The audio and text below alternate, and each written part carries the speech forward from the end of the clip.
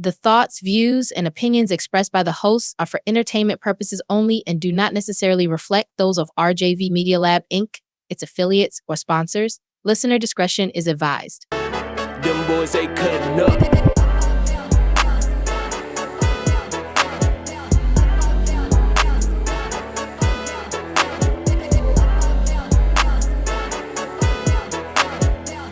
Ladies and gentlemen, boys and girls, children of all ages, to another episode of Cutting Up with your boy D. You know me, yeah.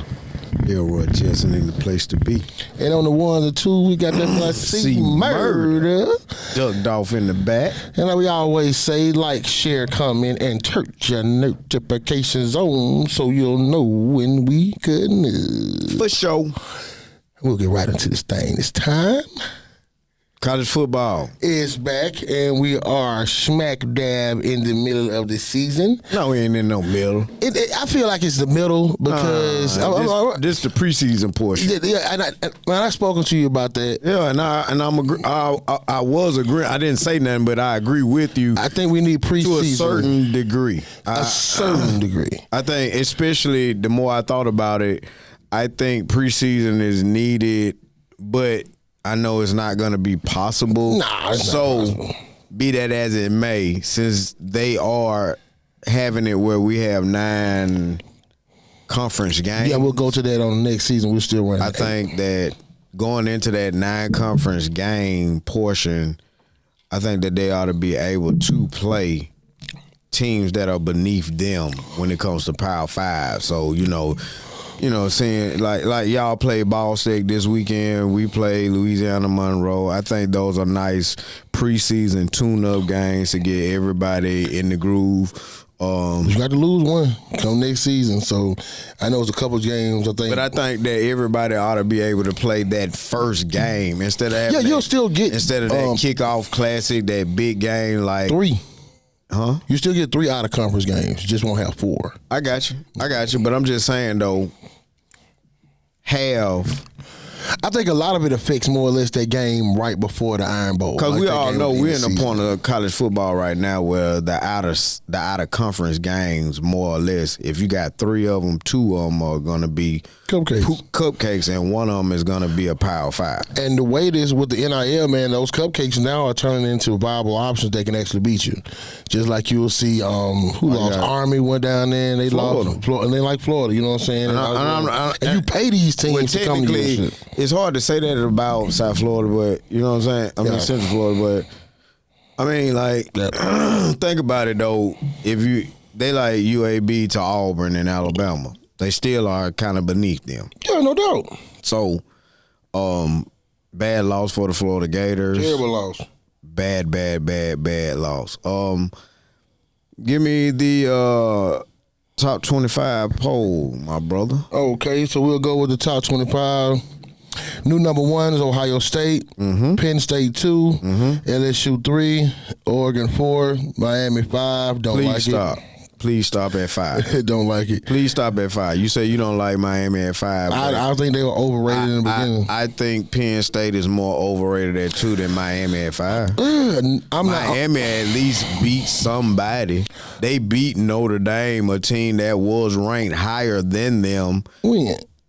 First game of the season. I'm just saying. Notre Dame was ranked higher. Right, I agree with that. But what I'm saying, even with Penn State has a better team overall than Miami does. No doubt. That is not even questionable. Because I like Drew Allen more than the Carson Beck. I like the running backs better in Penn State, and the wide receiver and the defense better than anything over there. I get the edge to Miami because they're playing better. I'm not saying Miami needs to be in the place of where Penn State is. I think Penn State needs to be further down. That's what I'm saying. Now, I'm not saying Penn State ain't going to be eventually good. I'm not going to say that they're not going to go to the playoff.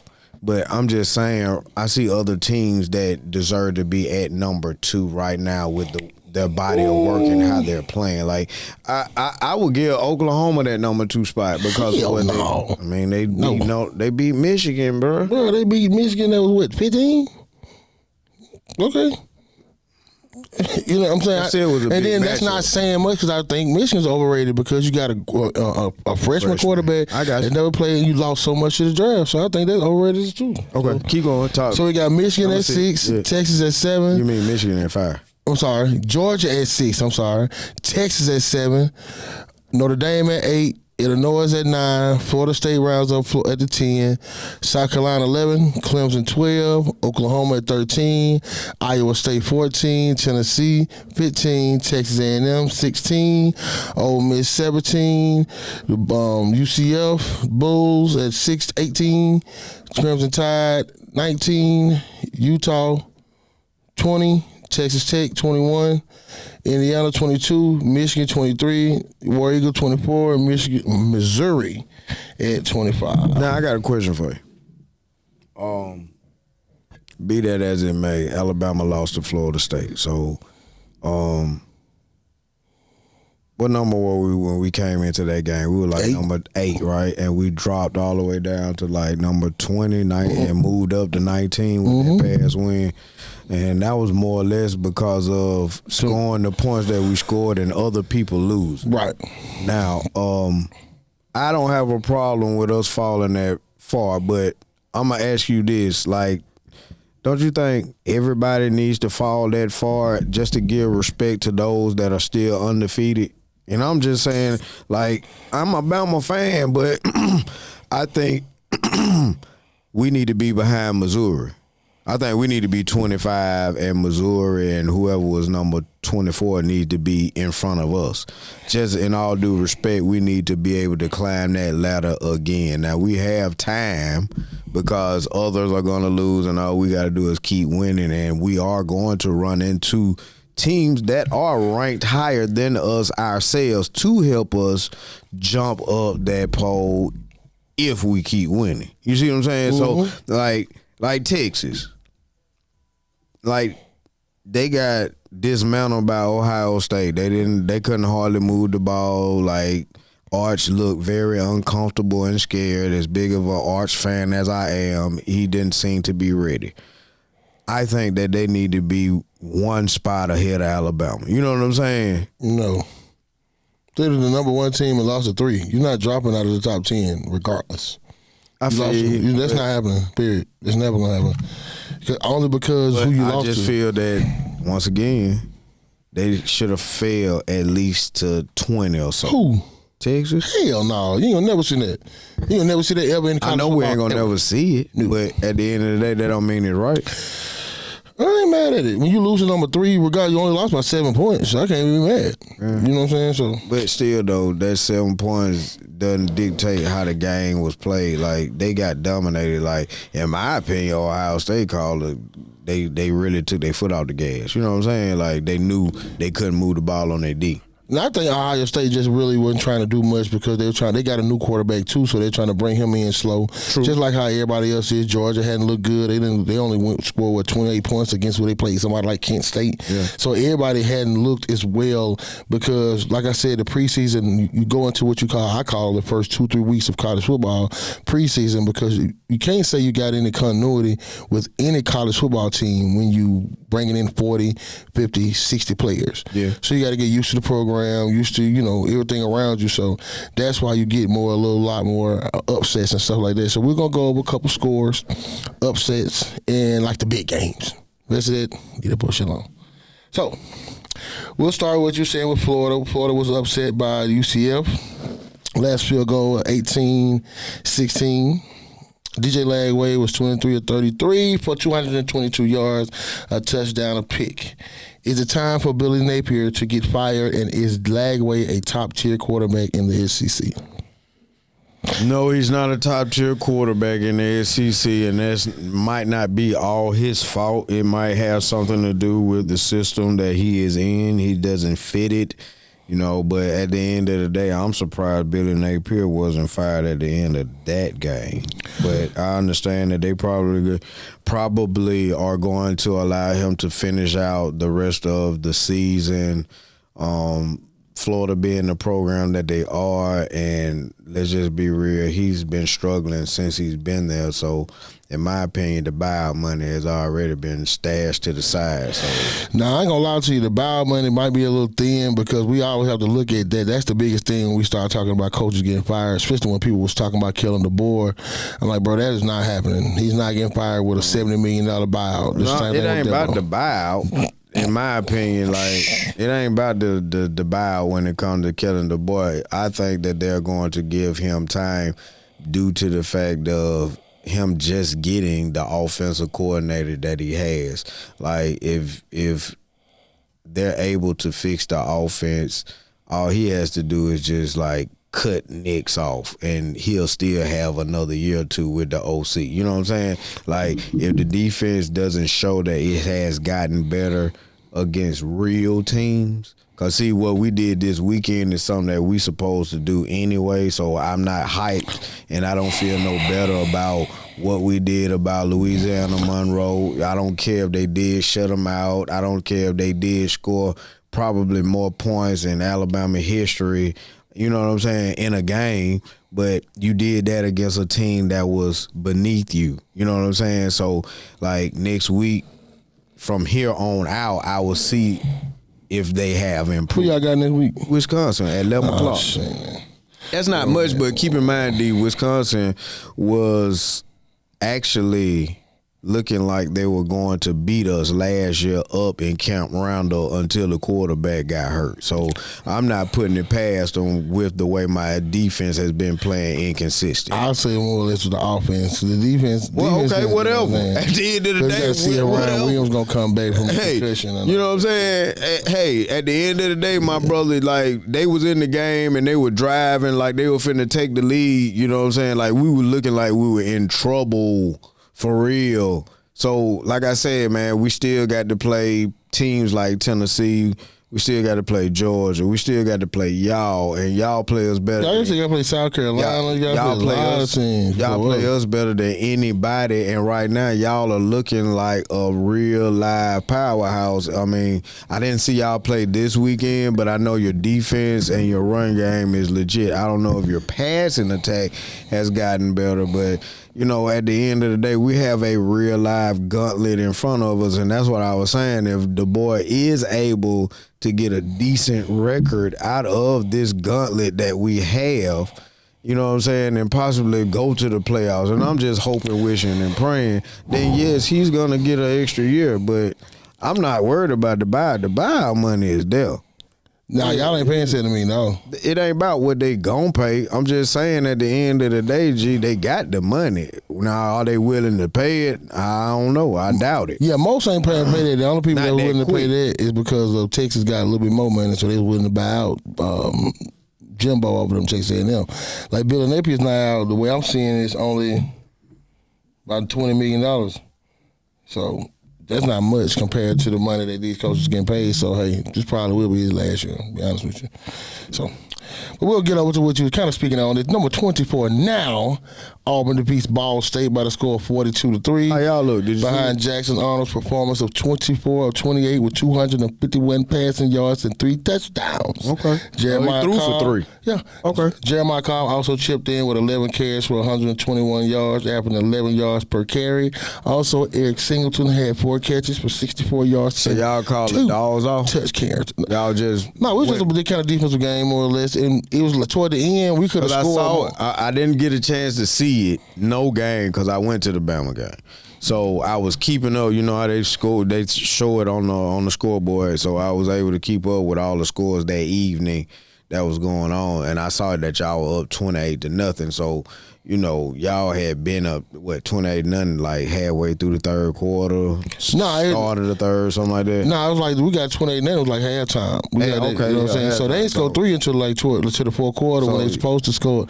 They were supposed to call a pass. It was actually a fumble. When defense end snatched the ball from the quarterback, and they said that he. That's why I was asking, like, whatever. Didn't score nothing in the second half. For real. Yeah, we scored 42 points. We had 28. Y'all scored 42. I'm 42-3. I'm sorry, dude. I don't know what I'm thinking. I was thinking, I don't know. So, yeah. Also, my boy Cam Coleman had 7 catches for 77 yards and jumped over a motherfucker during the game. So, yeah, we back. Deal with it. And I'll leave it at that.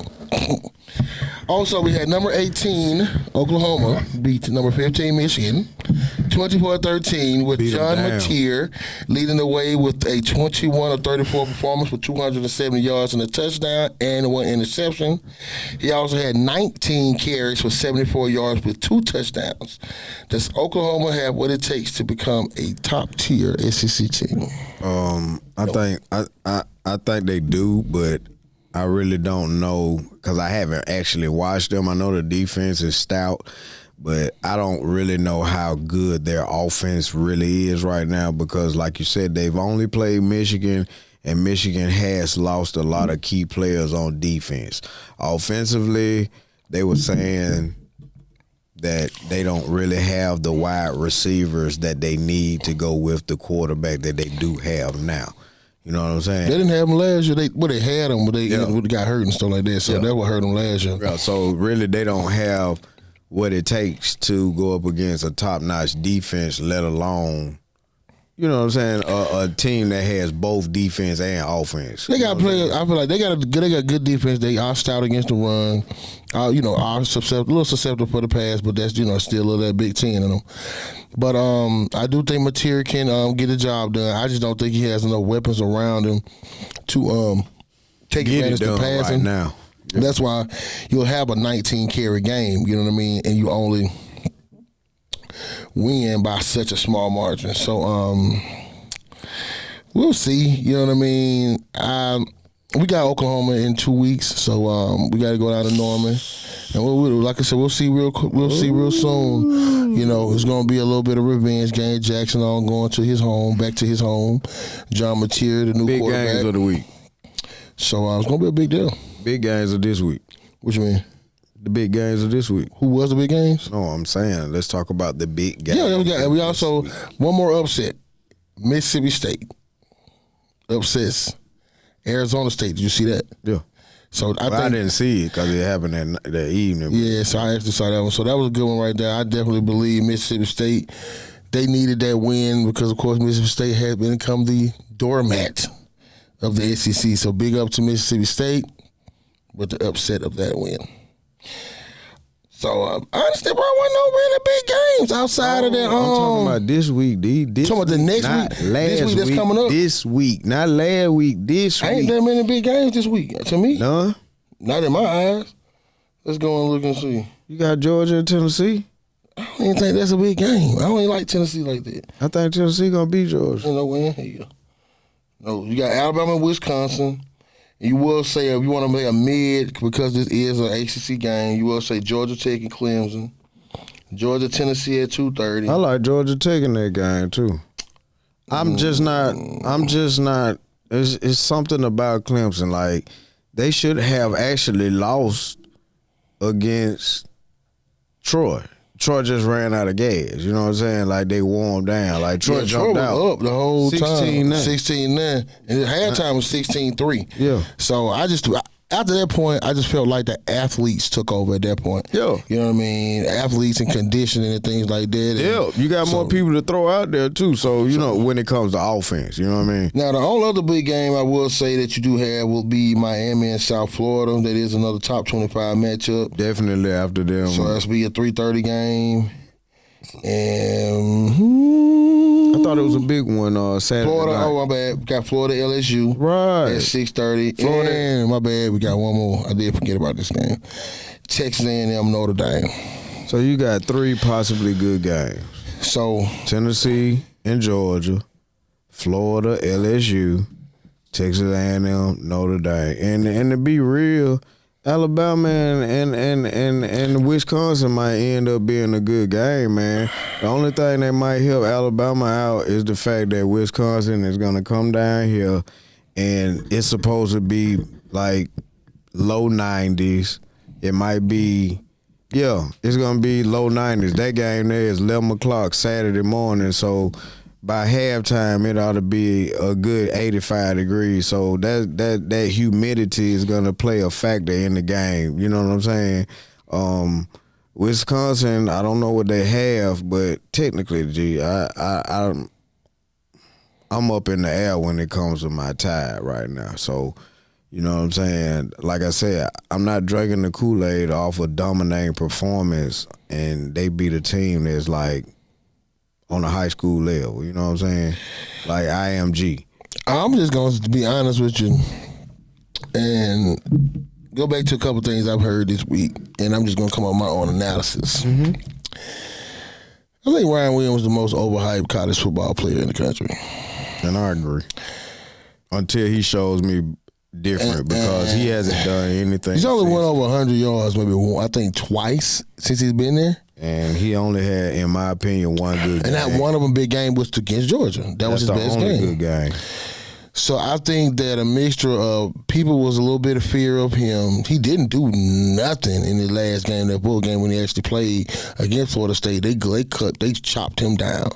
You know what I mean? And that's the only reason, because I'm like, if you go back and watch that game, Ryan Williams wasn't visible throughout the whole game. I think he made a couple catches in the second half. Yeah, and the most camera time I had for him was when he got hurt. You know what I'm saying? God praying for him, everything go well. But I just want to see if he's going to get back this week, because he mixed this week with the concussion. So I just think it's the coaching and the culture changed in Alabama. You need the asshole coach that literally makes you that Nick Saban that was on the sideline cussing motherfuckers out at 63-3. The same way he was cussing you out at 0-0. That coach is who you need. That's not who you have. You have this laid back kind of chill guy, Midwest, West Coast, where he's from. He's not an actual, a real, what I would say, SEC coach. I think it's Alabama's version of Brian Harsin. He just can recruit better. You know what I mean? So he just got better talent down there, but he's still giving you something similar to the same product. That's the reason why I think he's gonna be able to stay down there a little longer, because of how well he does recruit and how much those kids do like him. Because but they're gonna stay though. You get them there. That's the hard thing now, is give them to stay. When that pay can come across the way. Yeah, you right. You know what I'm saying? But see, that's the thing. My opinion is the only way that NIL can work for anybody, and it ain't no secret about it. The only way that this shit is gonna work, where, like you say, you can keep your players, you got to be a coach that has a coaching staff that's just hell bent on blowing folk out in the first quarter, like Nick Saban used to do. It's just accountability. Therefore, you can clear the bench and everybody gets a chance to play. Everybody get a chance to play, then everybody eats, then, hey, you can't cry and say you're not getting playing time, because you are. Yeah, I don't even look at it about getting enough, but it is what it is. I don't even look at it about trying to blow nobody out. I just look at it as being an accountability thing. If you execute and you're doing what you need to do, the blowout will take care of itself. Yeah. Whether it's 55-0, 55-12, or however, it'll take care of itself. Yeah. I just think, like, even with that lackluster running, whoever that was, number 18, number 18, whoever you are, girl, if Nick Saban was there, you probably wouldn't have a scholarship right now.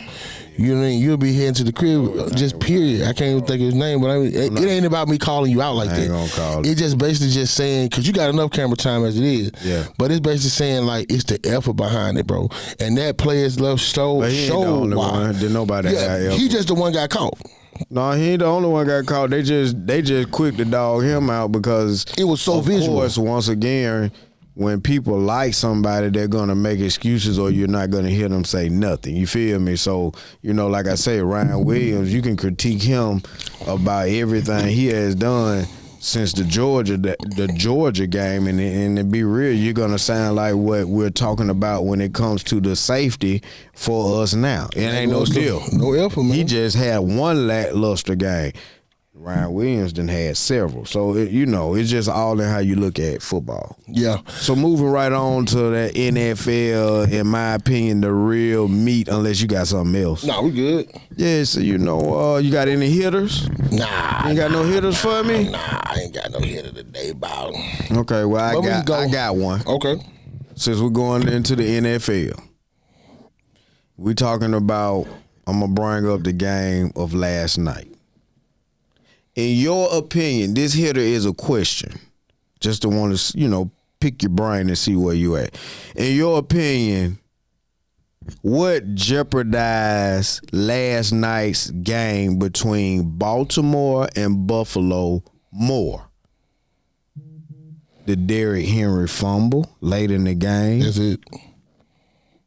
Or the defense not playing defense. The Derrick Henry fumble. Because see, I understand what you're saying, but my thing is this.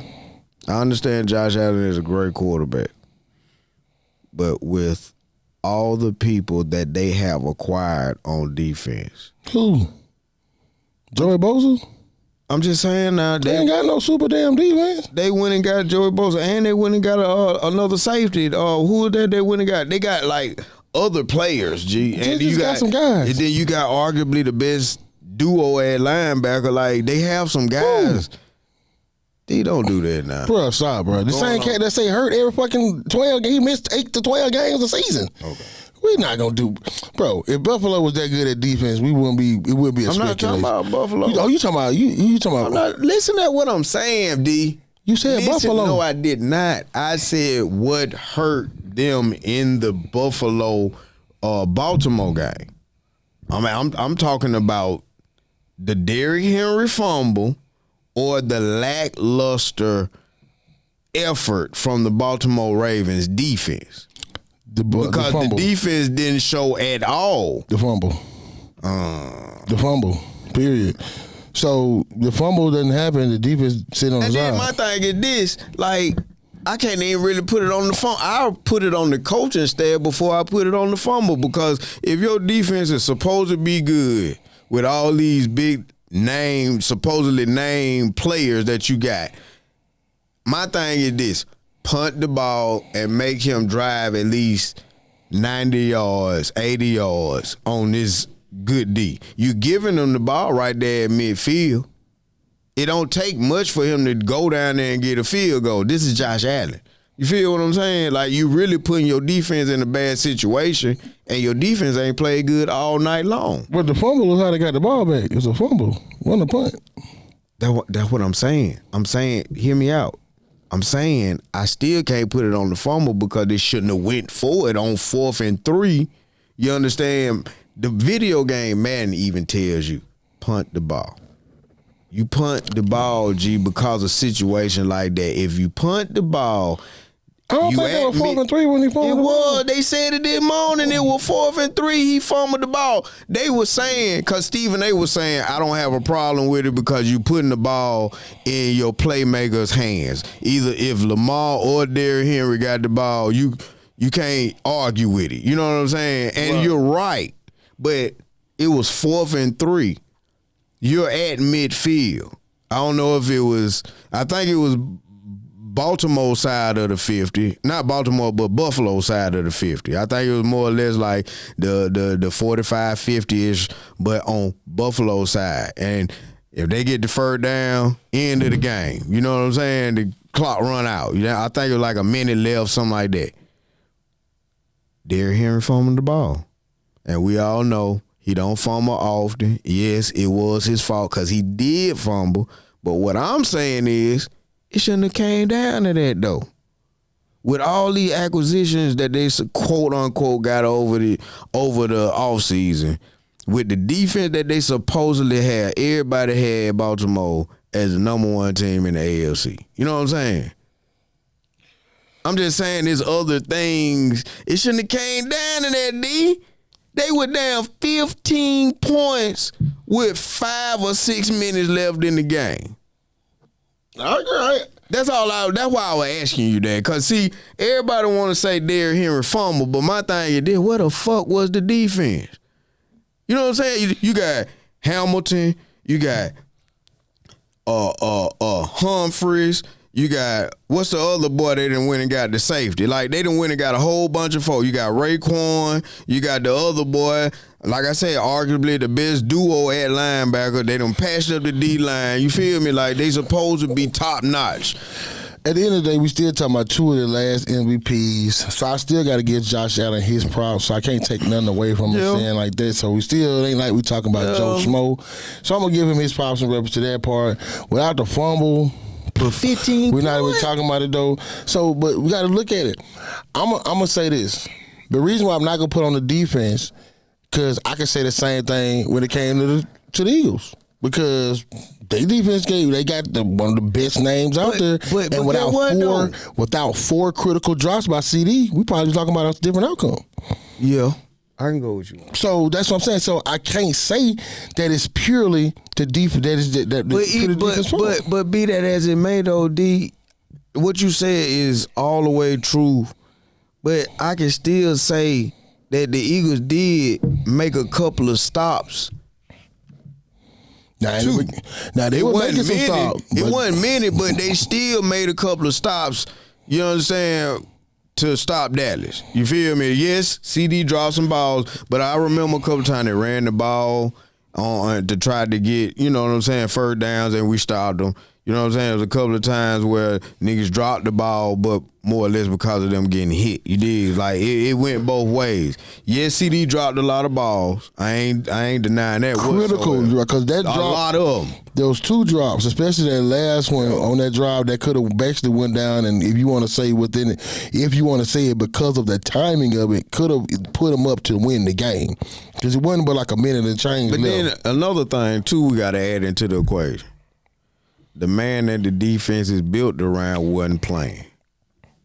And arguably the best defensive player that we have. So, you know, if he played, things would have been a little different because he demands a double team. And think about this. I mean, even with them not having their former best defensive player, they still held you under the 24 yards and kept Saquon under 70. they kept me under who? They kept you to 24 points. Oh, 24. You said 24 yards. They kept you to 24. So think about it. They beat you. You beat them 24-20. Hurts was 19-23 with only 152 yards. No touchdowns in the air. Only had 2 touchdowns on the ground, which also had 62 yards from rushing with that. So that's what I'm saying. Even with that, it was a minimalistic opportunities for Dallas to win the game, but it was based on those actual drops what CD had late in the game. So that's why I said, of course, with him spitting on Dak Prescott, and of course, I wish y'all would have kind of let everybody else know that Dak kind of spit down at him, even though they did. It was late though. It was real late. It was real in the late. Second half. You know what I'm saying? So it was 2 hours later. Yeah, they did. So, but it's cool. But I still feel like if you're going to suspend him, I think Dak should get some as well, even though he'll probably not. Well, me personally, I think that that he shouldn't get suspended. I think that you ought to just who shouldn't? Your boy? Yeah. Shit. And the reason why I said that is because you find the shit out of him and let him play because he didn't play a down. Who cares? He spit on a motherfucker, man. Yeah, he spit on his motherfucker. That's the most disrespectful shit you can do to somebody. Slapping them up, kicking them up. I guarantee you 99.9% of every man, woman, kid, or dog will take you slapping on them and spitting on them. Yeah.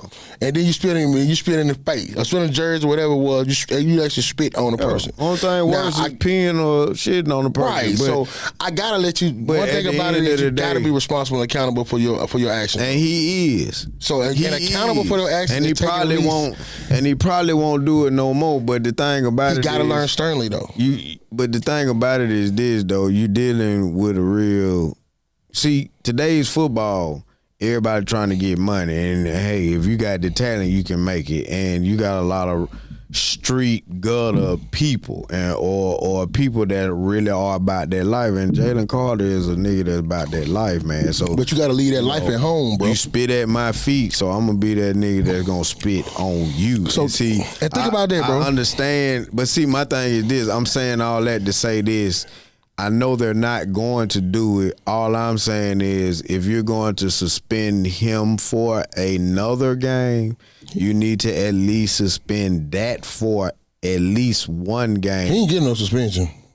Well, if he doesn't, because he didn't spit on nobody. But if he doesn't, he really needs to get fined worse than actual Jalen Carter. Oh, what? For why what? I'm saying that is because the NFL has a policy about taunting.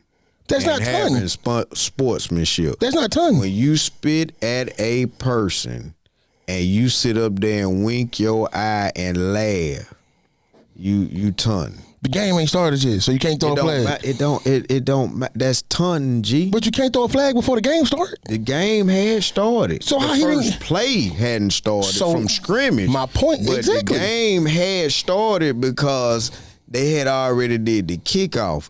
They hadn't actually snapped the first play from scrimmage because our player had got hurt. That's what. Yeah, the guy who the cornerback, I think it was the fullback. Yeah, that's why Jalen Carter walked over across the line of scrimmage because that bitch ass was talking trash behind his offensive lineman. I'm not saying that Jalen Carter was not wrong for what he did, but at the end of the day, you taunting me if you talking shit and hiding behind your line and then you gonna spit at me, wink your eye and laugh. We've all seen the footage. Ain't no denying that. Now, he can say all he want that he had to spit because his mouth was dry because of him talking to his offensive line and all that. But it's the fact that you winked your eye and laughed at Jalen once you did it. That's what I'm saying you're wrong at. Okay, so let me say this. Because you exciting a ride. Oh, okay, let me say this. Now, at the end of the day, we have to understand this. We are all professional athletes. Yo, I know you're wrong. So let me say this. At the end of the day, regardless of the fact, Dak Prescott is 100% wrong. Shouldn't have spit down at the man. We all know the gesture in which that can give to someone, depending on the person and their interpretation. But we cannot deny the fact that regardless of what he spit at, he did not spit on directly onto someone. So that's why I'm going to say, should he get suspended? Honestly, hell yeah, because that type of shit it shouldn't be welcomed. It shouldn't be like even that guy who slapped Kelsey with that open hand slap.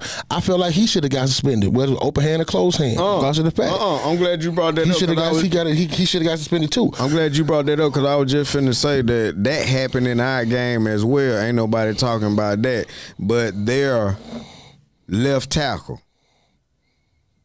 took his hand. Soon as they snapped the ball, my DN Hunt. Jackson Hunt, number 58, he took his hand on the snap, ran all the way back to Bessemer, and I'm talking about came all the way down and slapped the shit out of my DN helmet to the point where it knocked him down on the ground, like just, pow. Ain't nothing been said or done about it. Now, I'm gonna be honest with you. I hadn't saw that. Google it. I hadn't saw that.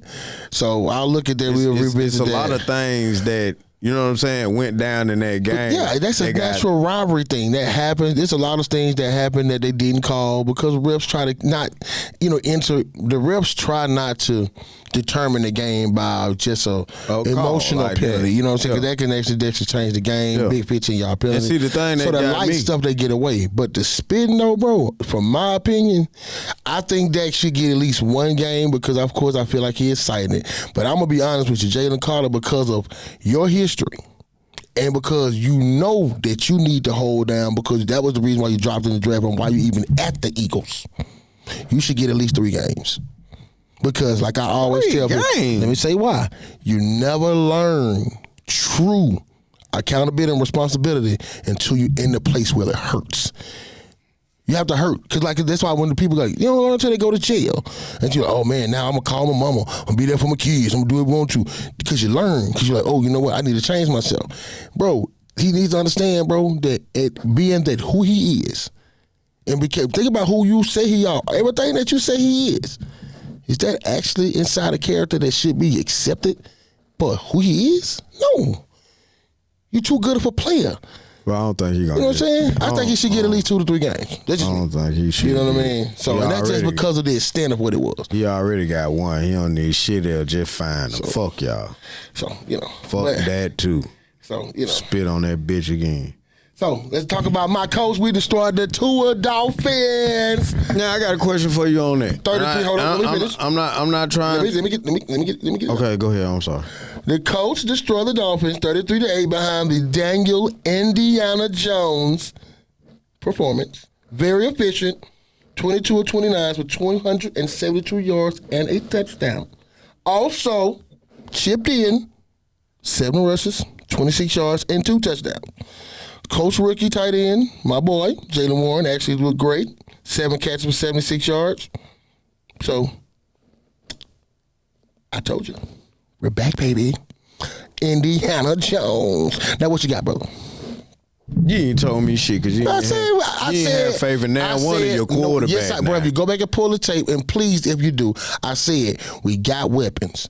I said, who the weapons are. I said, the only thing we need is a quarterback. That's why I kept saying, you give me Shador, we'll go to the Super Bowl. That's why I just said, but Daniel Jones, have faith in your quarterback. No, I didn't have faith in Anthony Richardson. Well, you were going on Daniel Jones and he played with the Giants too. That's why you were saying you wanted Shador. Based on what Daniel Jones did at the Giants, I knew he could do something if he had more weapons. Think about it, the only thing they had was Saquon Barkley. They ain't really had no. I think Sterling Shepard was like the only receiver still over there. Got to remember this before the Malik Neighbor days. You know what I mean? So I don't even think he was over there for none of that. So, like I said with the last one, behind Pittman, Downs, tight end I got from Penn State. Came with the Tyler Warren, Mo Alley Cox. I got Jonathan Taylor. You know what I'm saying? We got Mitchell. We got from Texas. Got from Texas last season, rookie. We got a bunch of actual weapons. Then we got I can't get Alec Pierce. So we got a bunch of weapons. We just needed a quarterback who can actually facilitate the ball, make good decisions, and throw a catchable ball. And Daniel Indiana Jones did so and destroyed the tuna fish Tua Dolphins. Thank you, Cole Coles. Big Blue is in the building. Thank you. Let's get it.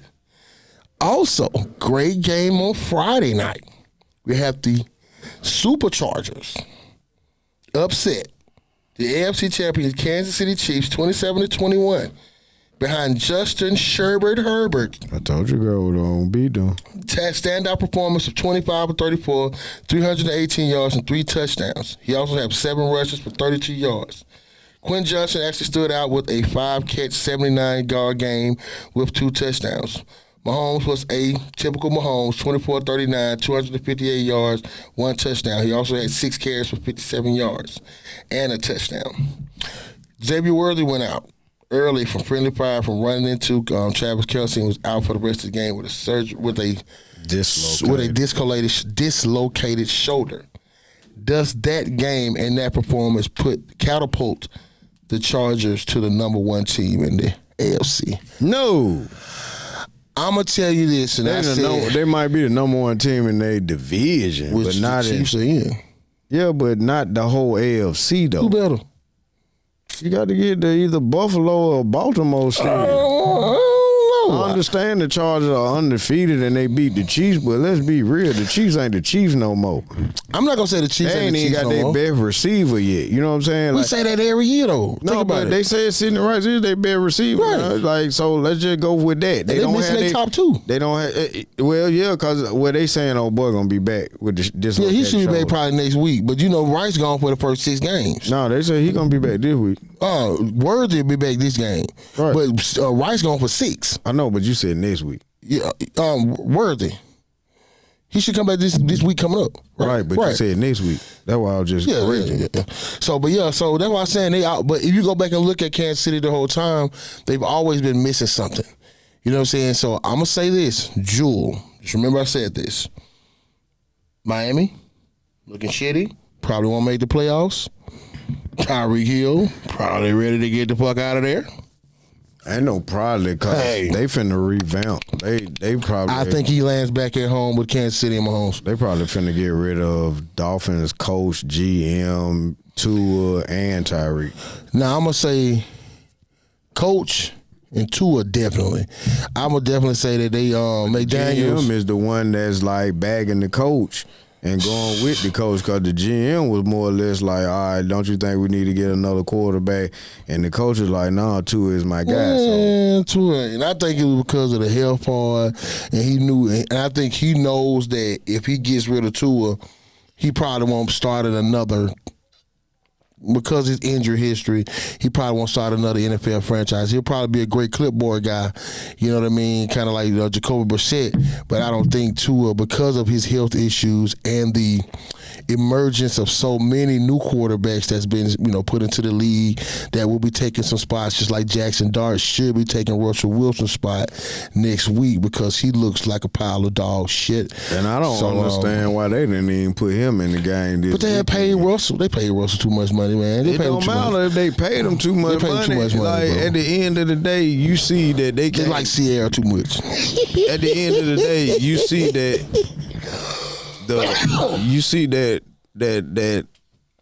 at the end of the day, he ain't got it no more, man. Like, they couldn't. He ain't have it in Denver. Shit. Hell, how you think he got over there? He didn't have it in Pittsburgh. How you think he got over there? Yeah. You know what I mean? But at the end of the day, that's the Giants. That's their fault. They got to chalk it up. I mean, you got rid of arguably one of your best offensive weapons in decades to us.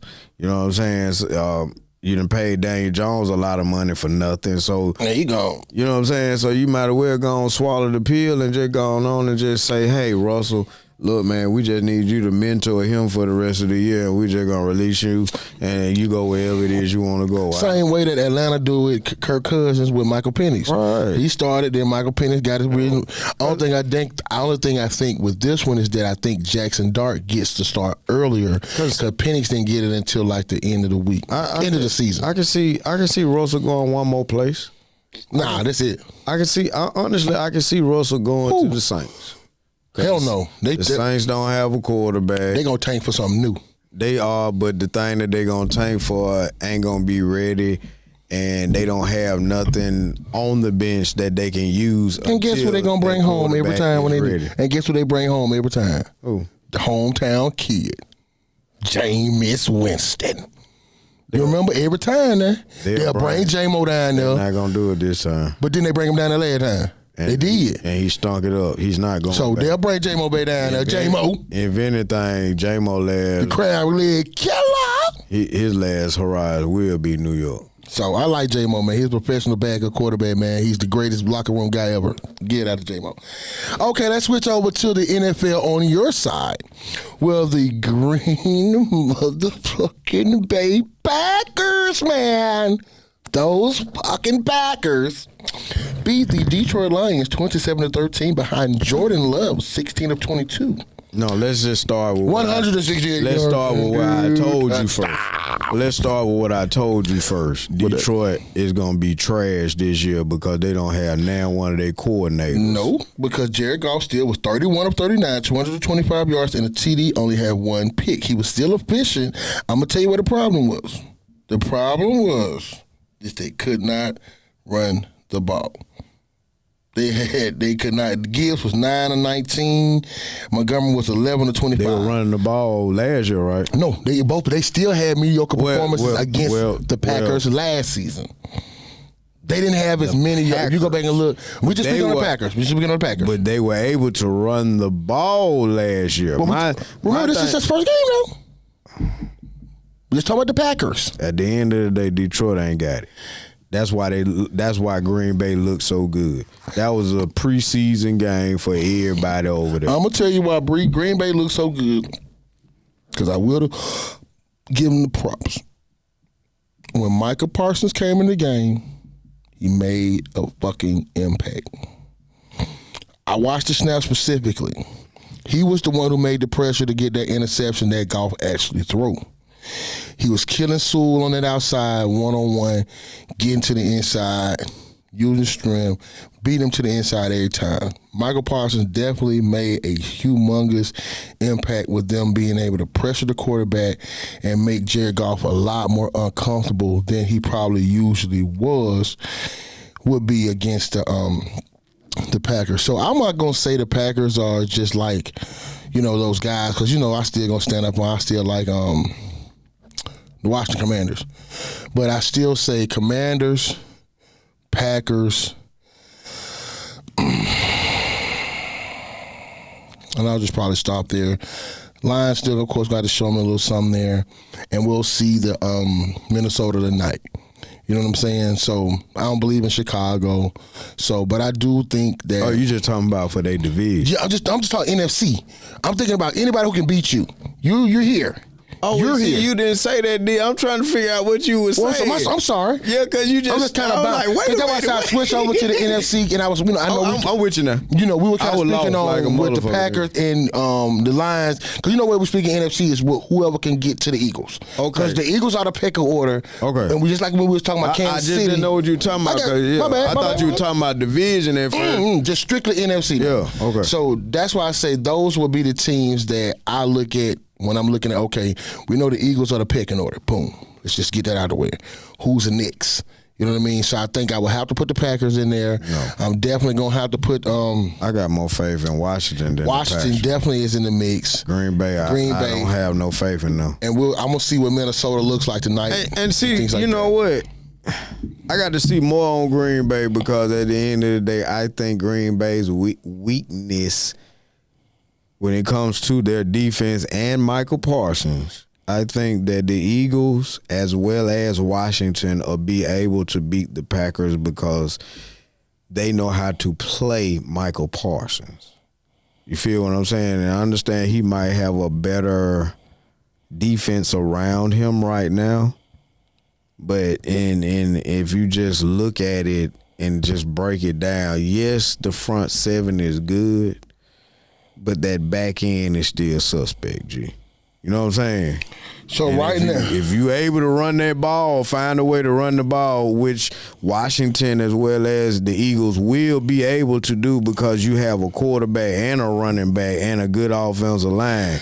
So once you get that going with that play action, you know what I'm saying? Like, that's their weakness, they secondary. Right. So, I mean, and then just being fair, I never have faith in Love. You already know how I feel about that. I have more faith in Jaden Daniels and Jalen Hurts. You know what I'm saying? Right. Like, to be honest, like, I know it's early, but the Rams are still a force to be reckoned with too. I still like the Rams, but their defense, they still like they just got to pick that up a little bit more. Like you said, first game, and going back to what you were saying about Dallas, it was first game. Like last year, we didn't even really get it together, period, as a team until like week 5, 6. So, like you said, it's preseason. Then you also got another player. Don't know if I'm gonna ask you this from pre. No, you probably know. Go ahead. I don't know if he played, but Eagles. I know you know this. Eagles signed Darius Smith to a 1-year deal up to $9 million. Did he play this week or would he play next week? No, he did not play this week. Cool. Yeah. So you still got another player to add to go. And I like Darius Smith, played great. I think he was at Cleveland. So I do think he can bring you depth up front. You know what I mean? You talking about the DN? Yeah. I think he came, when we got him, I think he came from Minnesota. Nah, he was with, what's it called? He was at Cleveland. Baltimore. Darius Smith went to Baltimore last year? He was Baltimore. Okay, I know he was. When I was watching, he was Cleveland. Baltimore. Yeah. I think that was Baltimore. Let's see here. Because this shit's so real, my wife had showed me. She was like, did you know this? And I was like, no, I didn't. Because she showed me like Saturday night, Sunday morning, something like that. No, he was with Detroit last year. He was with Detroit last year. And then he was with Cleveland before that. Right. Baltimore was who actually drafted him. That's what it is. Baltimore drafted him. Then he ended up at Green Bay, Minnesota, and Cleveland. They working out another cornerback, too. They talking about trying to sign y'all getting a little thin back there. No, I think y'all good, though. Didn't y'all lose somebody? No, we ain't thin. It's just the fact that... Then y'all lose some depth, though. Then you lose like a first... I think y'all did lose a first-round guy. And not the fullback. I think during training camp. You sure? Check it out. See, I think y'all did lose one first-round guy in training camp. I could be wrong. Probably I could be wrong with that. But I think... Because that's usually... I'm serious. The only somebody we lost was their fullback. Everybody else... So y'all didn't lose nobody in preseason, like during the training camp? Not being hurt. Hell no. The only somebody that got hurt in the training camp was Landon Dickerson. You know what I'm saying? And remember, he back. He had that surgery. So that was it. got hurt. He re-aggravated his hamstring, and he ain't been practicing or doing too much or nothing. Talking about AJ Brown, and that's why a lot of people are speculating that Jalen on his shit. He and him. That motherfucker show fucked up some fantasy football this weekend, boy. I'm gonna tell you something. He dropped a big dog. Anybody who had AJ Brown and Worthy starting in fantasy, they was some pissed off motherfuckers because both of them dropped them a 0 bug. So yeah, they was pissed. Well, so, yeah. I'm here to tell you, if you are doing fantasy football or anything to that degree, like, don't bet on my Eagles because we're gonna do whatever it takes to win. So if we're going up against a team that has a great secondary, then we're gonna run the ball more. So let me ask you a quick question. Numbers aren't gonna be big. We're trying to win. We're not stat chasing to try to win too. You know what I'm saying? It's a difference. How many losses you got this year? Don't do me like that, D. No.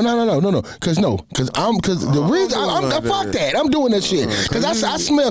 You know what I smell? See, Murder. I smell a little undefeated shit coming out his motherfucking throat right now. No. Don't you no me, motherfucker. I don't want to hear that bullshit. I do not. No. I'm gonna tell you no, my ass. We're not going undefeated. Okay, cause I'm gonna tell you why I said that. I'm gonna tell you why I said that. We're not going undefeated. I say about 2 to 4 losses. Okay, cause when you said 2 to 4. We're gonna do what we need to do.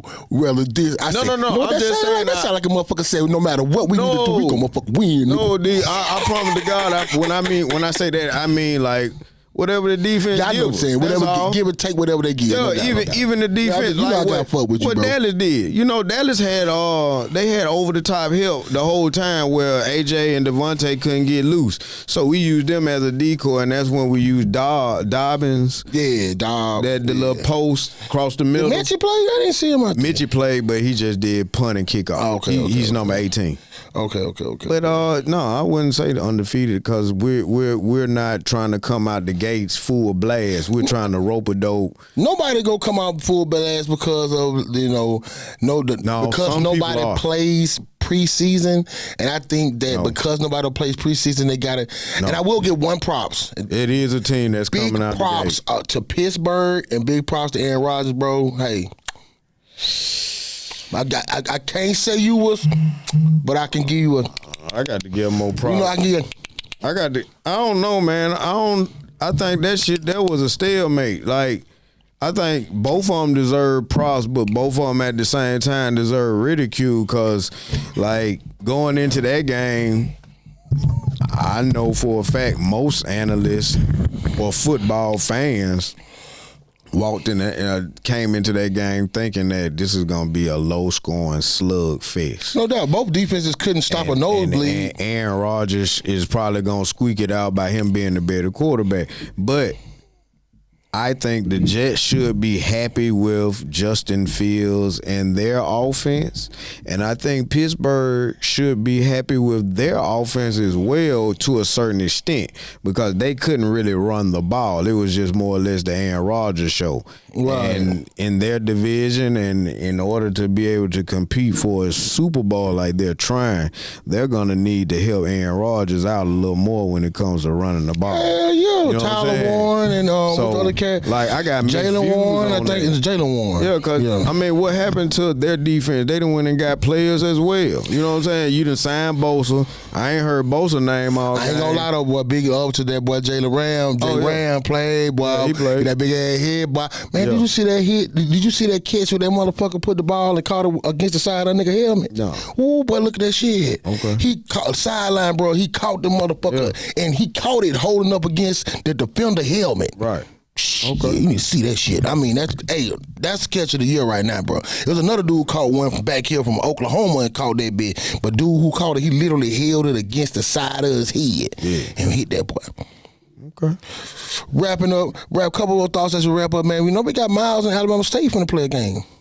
Yes. So is that where is it? Where is it? Is it here? Hell no. It's in state? You know it's down in Montgomery. Oh, okay. I was going to try to see if we can get some tickets to that thing. I got some folk down. I told you I got some folk down there in Miles. I was going to see if we was here so we can go to that boy. Yeah, I think that's down there at Alabama State. Okay. Cranton Bowl. I mean, no, not even Cranton Bowl. That's down there at Bama State Stadium. That's been a little game they've been doing for the last couple years. I know that. I've been seeing it. Yeah. And I saw that one of my folks was looking for some tickets for it. I know my folks was letting me know about Big up to that. Bama State since you brought them up. They beat Southern on the road this weekend, and them Bulldogs on the hill. Alabama and them beat Alcorn this past weekend. 42-32. I think we're gonna have a good classic football game this year because I ain't gonna lie though, bro. I'm hoping. I believe I'm kind of I can't say I'm on either side. But if I'll take a side, I would have to take the maroon side because when I went to North Alabama, so that was the closest thing to us. We stayed up there, I remember when they first built roads and all that. So if I pick a side, it will be A&M. But that motherfucking quarterback from State ain't nothing to play with. When it comes to that game now, like it's bad. I'm an A&M diehard, but this year here is bigger than the winner of the Battle of the Bands or the winner of the game. Like this year here is about both universities and both universities winning. And what I mean by that is like coming together and putting on a elegant, classy show for the world, because all eyes are gonna be on us for the first time. Take, baby. Yeah, Stephen A. Smitty, Cam Newton. We need the presidents of Alabama A&M and Alabama State to come together and make this probably the best experience, because this is the best kept secret. I ain't gonna say it's no key secret. I just don't think we're just. People know about it. We're just not as publicized as much as like the Turkey Day Classic and the Bayou Classic and things like that. We're the oldest though. We're the oldest though. No. I think we are the oldest though. No. We are the oldest? No. Who the oldest? We are the biggest classic, but the Turkey Day Classic is older. Turkey Day is the older. I thought the Magic City was the oldest. No. Okay. But I don't think I say is this in reference to big.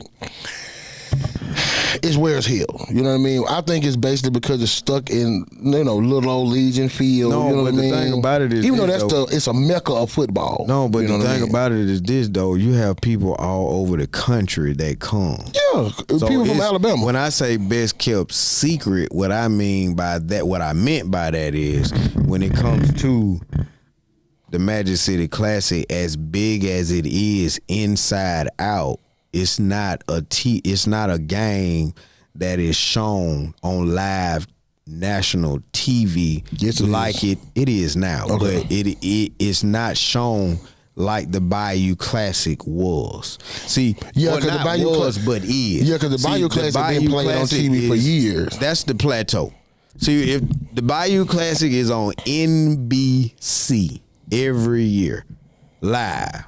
So, in my opinion, when I was younger, it was tape delayed and showed around about 9, 10 o'clock at night that Saturday night on BET. You know what I'm saying? Now it's being showed on ESPN Plus live. But it's a difference.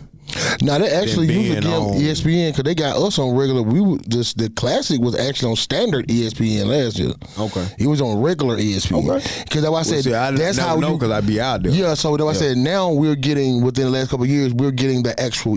That's why I said we are now because they're actually playing it. That's why you get your Stephen A's here now because they are playing your HBCUs on ESPN. That's right. So you getting the ESPN or you will get like ESPN2. Gotcha. You know what I'm saying? So you still getting that national coverage, and big ups to all the HBCUs that the First Take will be traveling to, including the Classic. I know they went to Norfolk State and they'll go to a couple more places. Mm-hmm. But all throughout those tours, make sure y'all do the best to be the best and always do the best. You know what I mean? So it's gonna be a good thing.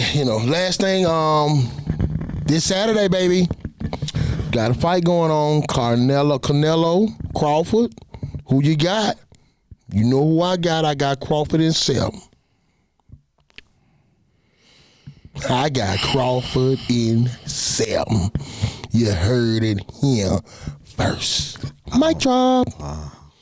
Mic drop. I'm just a spectator. Mic drop. Shit, 7. I hope he knock that redhead motherfucker slap on his ass. Sick of you, Canelo. Tired of you, boy. It's time for you to go down. And we got us a country boy from Nebraska to do it. It's on you, boy. Let's get it. Your ass in the ground, Canelo. Then hold up, one more thing and we gonna leave. What's up with this fucking Mayweather Mike Tyson shit? Man, stop.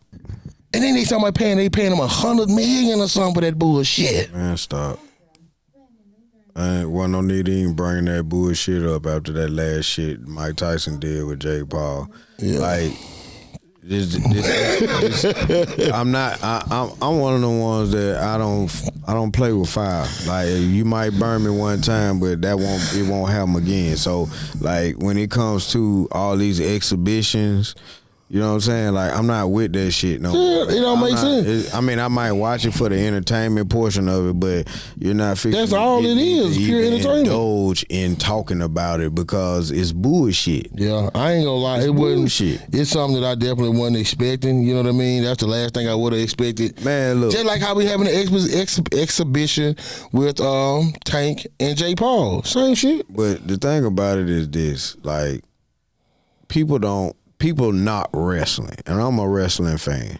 You don't like AEW, you don't like TNA, you don't like WWE, all because you want to holler it's fake, it's scripted. But be that as it may, those moves really do work. The only thing that's scripted is who's going to win. You know what I'm saying? But when it comes to boxing and this exhibition bullshit that's going on, like in my opinion, that's just money grab. That shit is worse than wrestling. With wrestling, at least you have it's hype, and they give you a show. I think they're trying to create it like wrestling, where they're trying to give you hype and a show. Yeah, but the thing about it is so fake because when it comes to like you pulling hooks, you know what I'm saying? Like I agree. Mike Tyson, and like the way that you saw him, and the way that. Well, the way that you know and remember and love him, what he did in that fight with Jake Paul, to me, it tarnished all the bullshit that I've known and loved. Like that Jake Paul bullshit was worse than when Mike, in my opinion, got his ass whooped and I cried. Like, now, I ain't gonna lie, I ain't gonna say it was like, that tarnishing to me. The only reason I'm gonna say that, and I'm gonna say it quick, is that it didn't tarnish it for me because I knew what it was when I saw it. Anything that's attached to Jake Paul, I know it's a money grab. It's him trying to generate. He wants to generate a buzz for people to take him serious in boxing. But what I mean by that is this, though. You know what I'm saying? I was like, oh well, might get some bread. You know. But what I mean by that is this. This nigga here is. He's at the top of the food chain when it comes to boxing. It's only one other boxer you can put in front of Mike Tyson. You know what I'm saying? And a motherfucker can't argue or say nothing about it. You know what I'm saying? Who? And for me, who you gonna put on there? Muhammad Ali. Yeah. But in order for him to come and say all these things on the internet about how he studied all these different warriors, he's a warrior, he misses so bad.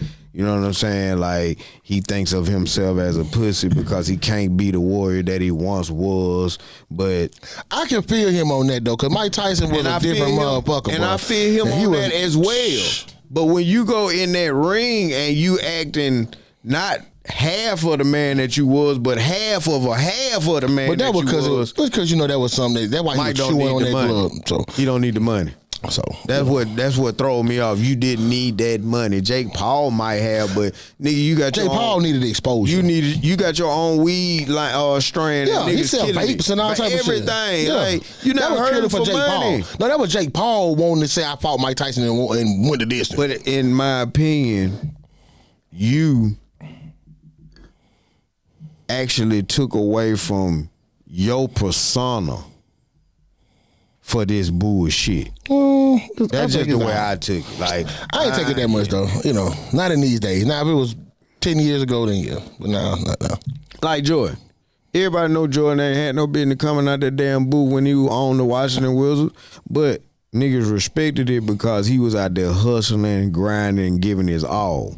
You feel me? I agree, but Mike wasn't giving his all. That nigga was pulling everything. Like nigga had Jake Paul wide open to knock him out or a body blow, and he pulling it.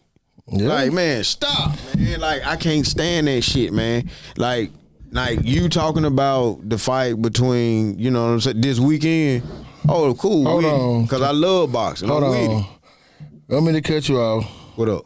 But one thing before we leave. Before we leave out of here, one more thing, and fuck you. What? The Eagles are the Jaguars are trading Tank Bixby to the Eagles in exchange for a 2026 Hey, fifth round. we talking about the running back? War Eagle, motherfucker. War Eagle, motherfucker. Join the squad. Yeah. So yeah, that just came across. That just led a little bit. I just saw that. So we got Tank. That's gonna be good. Yeah, you need that. You need that. I'd rather have Tank and AJ Dillon and get rid of the other guy. There you go. Yeah. And as we say, people, we have come to another episode end. Oh man. Fly Eagle Fly. But always, you can get us, check us out, Facebook, Best GM in the game. YouTube, Harry Roseman. X, Instagram, Bird Game. and also cut your notifications on, like, share, and subscribe, and let us know when you're ready to cut up. Bye-bye. Hey, man. Yeah. We got them Kansas City Chiefs this week. Who, the Eagles? Yeah. Oh. In Kansas City. They always do us like that. When they beat us a couple of years ago, we had to go to Kansas City. That will be the game of the week, and we will visit that. I'll say Kansas City. I doubt if it's the game of the week. I'll say Kansas City. Don't do it. Don't do 17-10.